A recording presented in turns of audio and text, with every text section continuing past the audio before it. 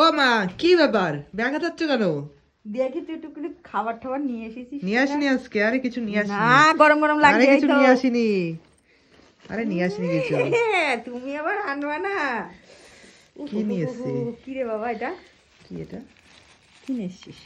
কি জানি, চাটনি? এটা কি? কি জানি, বুড়ি বুড়ি লাগছে।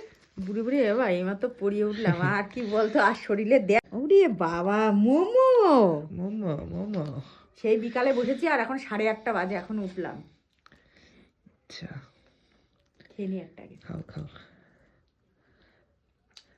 চিকেন মোমো। চিকেন চিকেন, কি জানি মোমো নিলাম, চিকেন না ভেজ কে জানে। চিকেনই তো গন্ধ দিয়ে বেরোচ্ছে। কতগুলো দিয়েছো? 8টা। এত ছোট ছোট কেন বাবা? 8টা 50 টাকা। ভালো হয়েছে, ভালো খেতে। বেশি দিয়েছে বলে 5টা দেয় অনেকে 50 টাকায়। তাই? 8টা 50 টাকা ছিল, এই জন্য সাইজ ছোট।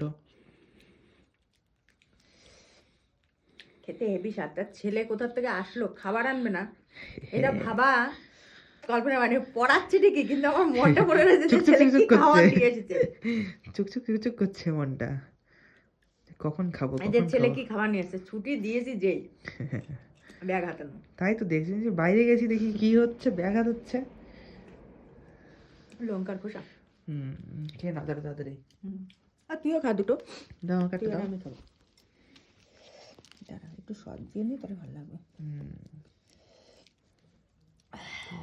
আর বেশ ভালোই লাগছে, গরম গরম তো, ঠান্ডার মধ্যে গরম গরম ভালোই লাগছে।